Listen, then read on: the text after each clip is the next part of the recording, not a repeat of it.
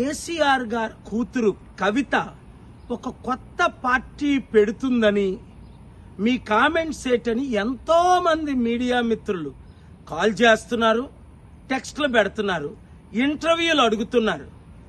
నేనైతే కుటుంబ రాజకీయ విషయాలు మాట్లాడడానికి ఇష్టపడను. కానీ ప్రజాశాంతి పార్టీ అధ్యక్షుడిగా మీడియా మిత్రులకు గౌరవం ఇచ్చి నేను మాట్లాడాలి గనక మాట్లాడుతున్నాను.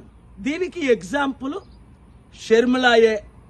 జగన్ సొంత సిస్టర్ అయి దాదాపు 2 సంవత్సరాలు పాదయాత్ర చేసి పదవి ఇవ్వలేదని, అలాగే ఆస్తులు కూడా లక్షల కోట్లు తనకు దక్కవలసింది దక్కలేదని పార్టీ పెట్టడం, తర్వాత ఆ పార్టీని కాంగ్రెస్లో విలీనం చేయడం, ఇప్పుడు ఆంధ్రప్రదేశ్లో కాంగ్రెస్ పార్టీకి చీఫ్గా ఉండడం, రేపేం చేస్తుందో మనకు తెలియదు. మరలా అదే విధానంగా షర్మిల పెట్టినట్టే కవిత ఒకవేళ పార్టీ పెట్టి తన శక్తిని బీజేపీకి చూపించుకొని ఆ తరువాత బీజేపీలో విలీనమేనా కావచ్చు, లేదా పార్టీ పెడతానని భయపెట్టి నాకు రావలసిన ఆస్తులు, ఎందుకంటే కేసీఆర్ గారు 10 సంవత్సరాలు తెలంగాణని పాలించారు. 2.5 లక్షల కోట్లు సంవత్సరానికి అయితే 25 లక్షల కోట్లు. ఓ 20% మిగిలిందో ఎంత మిగిలిందో ఎవరికీ తెలీదు. ఒక 5 లక్షల కోట్ల ఆస్తి అంతా కేటీఆర్కే ఇచ్చి నాకు ఇవ్వలేదని ఆస్తి తగాదాలున్నట్టు కూడా నేను వింటున్నాను. రకరకాల ఉద్దేశాలు, రకరకాలతో ఈ కుటుంబం పార్టీలు పెట్టడం. కానీ ఇక్కడ ముఖ్యమైన ఉద్దేశం ఏమిటంటే ఈ దొంగ రాజకీయ నాయకుల్ని, ఈ దోచుకునే వారిని, ఈ కుటుంబ కుల పార్టీల్ని ఇంకా బహుజనులు నమ్మడమే. ఇంకా అరే ఇప్పుడు రేవంత్ రెడ్డి ఫెయిల్ అయిపోయాడు, మరల కేసీఆర్ వస్తే బాగున్ను.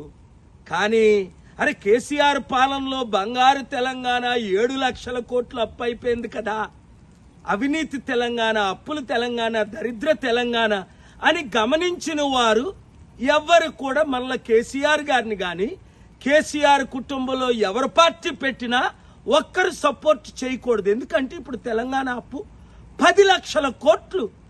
అప్పు తీర్చలేము, అడుక్కుంటే ఇవ్వట్లేదు అని రేవంత్ రెడ్డి మొన్నే వీడియో రిలీజ్ చేశాడు. నన్ను కోసుకు తినండి.